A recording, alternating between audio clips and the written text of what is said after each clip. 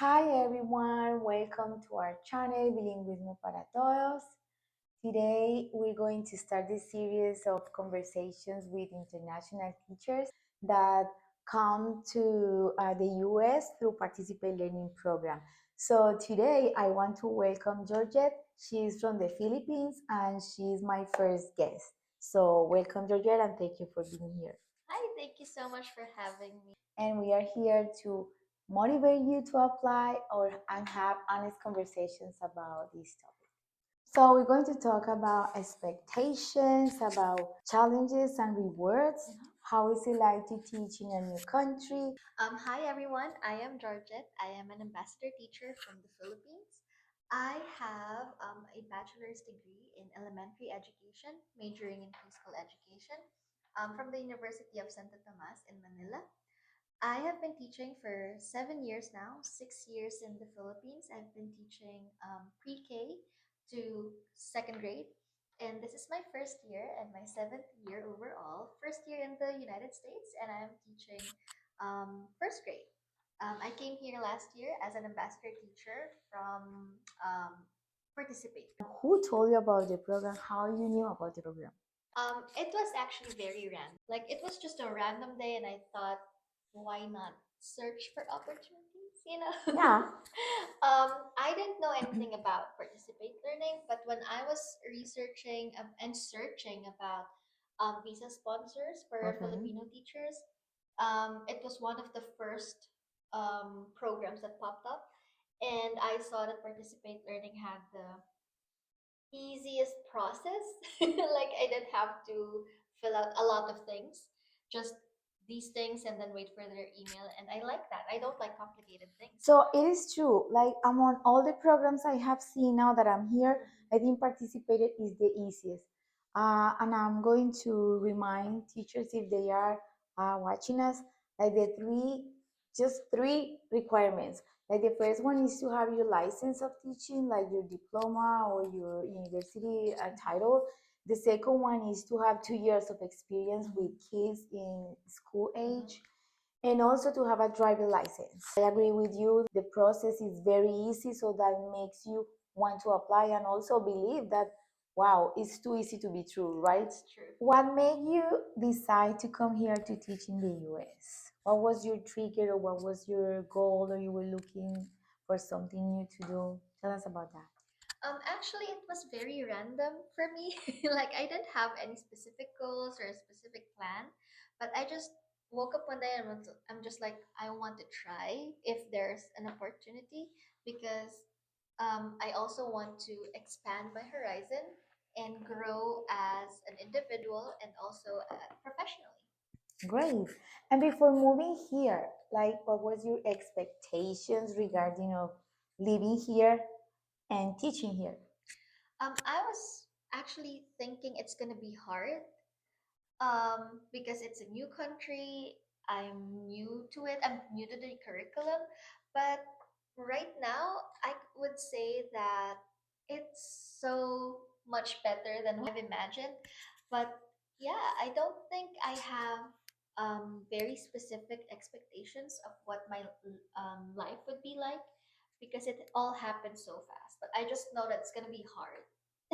I know, and all of us like we create an image on how it's going to be like, but I think when we are here, like expectations are so different. The fact that participate learning do the support to you, like even before you come to the country, you already have a person that is communicating with you, telling you how is it like to be here and also trying to accommodate your needs, like what do you need in terms of housing and transportation, how you're going to do it, so that reduces like the impact when you come here, right? That's right. So that's great. And as a reminder also, I want to tell the teachers that would like to apply that participate learning has the easiest process, like they made it very easy for me, for you, for everybody, because you just need to have your license as a teacher, meaning like education, like your diploma.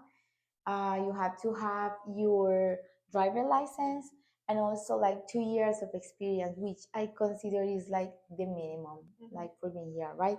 So after you apply and you have everything ready, when that was the moment you say, okay, yeah, I'm here, like this is reality, like there is a aha moment that we call.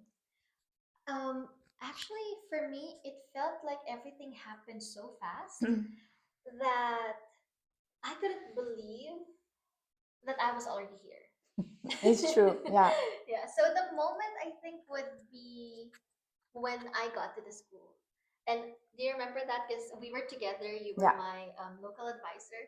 And when we got to the school and saw the hallway, I was like, this is how the schools in movies, in shows would look like. And I'm just like, Yeah, right. I'm really here. Yeah, This is I my know. reality now. Yeah. And talking about that, there is something that is awesome about participation. It's awesome when you have somebody that has had the experience before, and then that person is waiting for you. That made your life so easy because you already have a transportation, we already have where to go. I remember we Yeah. went to the school, and right after we went to the apartment building just to claim the keys Yes. for your apartment. For the teachers that are watching us and they would like to come or to travel abroad, because there are so many programs in so many countries, that what would you advise them?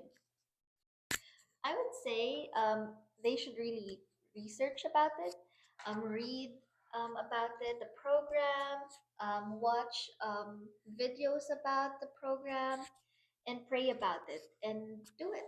Because I think, it's better to do it now and see where your courage would take you than to wake up 10 years from now full of regrets that you didn't do what you wanted to do. That's true, and the opportunities is right there. And I mean, yeah, you have to try. Okay, so um talking about the school, how you feel the environment at the school, with your principal, with the kids, with the parents? How do you like it so far? Oh, wow, they're amazing. All of them. The principal, the admin, my Yeah. grade level team.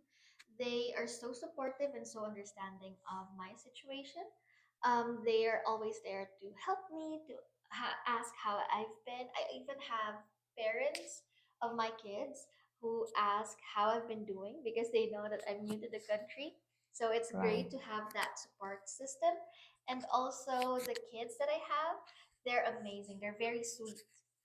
They always have a drawing for me, and I put it up on my classroom, and our classroom is just full of drawings. Yeah, talking about students, how you teach them your culture, Mhm. how you rapport with them and create this relationship for you Mhm. to move on and do the teaching part. Um, I would say that it's really important to be intentional in making a connection with your students, because when your students feel that they are safe with you and they feel that they are loved and heard, they would be comfortable and um, they would be listening to you more, you know. And I really like telling them about the transportation in the Philippines because that's something very different from here. Of course. Like we have the jeepneys, we have the tricycles, and I would tell, and they would ask me, Miss Pelias, do they have seatbelts? Because seatbelts here are very important. Safety, for safety reasons, yeah, safety issues here, yeah. Yeah, and when they found out that public transportations in the Philippines don't have seatbelts, they were like, I don't want to go. As the time goes by, what was one of the best moments, rewarding moments, and another challenge moment that you felt at the school in here? I would say that the challenging moments would be the first few weeks when I was trying to figure things out. And all of these transitions and changes are happening all at once. Yeah. Like, I'm new to the country, I'm new to the school, to the curriculum, um, and I have to also figure out my living situation, my transportation. Um, so yeah, I think be having all these changes and transitions happening all at once would be the biggest challenge that I've had. And the rewarding thing about that is that knowing that you have a support system, like I have very supportive admin, I have a very supportive and helpful and understanding grade level team. Um, I've never once felt like I was doing it all alone, and That's true. my teammates would always, they never made me feel like I had to figure things out on my own, and that I should know this by now. They were just so understanding of my situation, and they're just like so supportive of me. And yeah, I think that's one of the things that make it easier. Yeah, the support of the school is unbelievable. The environment at the school, like you had to be open to embrace the new culture Yeah. and the new routines that the school has, right? Because sometimes you don't know things that the school, like the procedures. For Mhm. example, for me, it was new, like the fire alarm drill. Yeah. We have that in Colombia, but they tell you when it's going to happen. But I remember the first time, I don't know, you can tell us something about like a experience that you had in a new procedure. I would say it's the weather, the severe weather drill. Because back in the Philippines, if there's a severe weather, we would cancel classes. Oh, Yeah, I so see. it was new to me, and also it was confusing at first, but then my teammates were like, this is what we're going to be doing, this is where you're going to go, and it made it easier for me. That's great. Do you think that this experience, looking back year ago, have you changed as a teacher, as a professional, as a person? Yeah, I would say that I've changed so much from the Philippines, because I've had 6 years of teaching experience, and I would think to myself that, oh, I know this. I'm an expert at what I do. But when I came here, it was a learning experience. It was a humbling experience to know that there's so much more to learn and so much more to improve on. And looking back, I would say that I really grew um, as a teacher professionally with everything that I've learned so far, the curriculum, the routine, how they do it in the classroom. Yeah. It's so different from what I am used to. And it also, there's also so much growth for me personally. Like being able to step out of my comfort zone and expand that comfort zone, it really challenged me to be a better version of myself. It's true. Like also you learn from this school environment Mhm. how to do those routines. There are some stuff that you would like to go to your country and practice them. Tell me one thing that you would like, one takeaway from this experience to apply in a classroom in your country.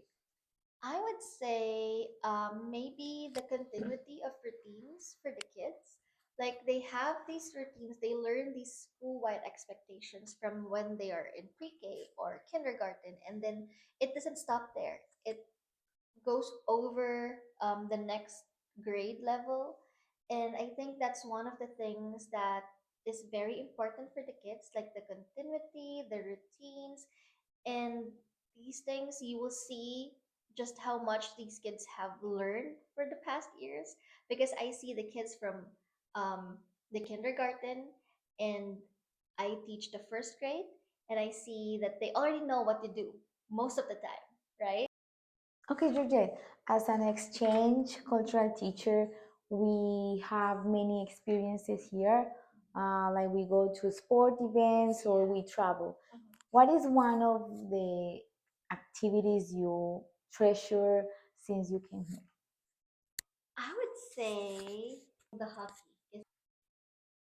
Well, thank you very much, Georgie, for being here today. If you enjoy this live and you would like to see more episodes in the future, please subscribe and follow us. And also, Georgie, how do you say goodbye in Tagalog? Tagalog, sorry, Tagalog is the language of Philippines. So how do you say goodbye in Tagalog? We say paalam, How do you say? paalam, Okay, goodbye, paalam. goodbye.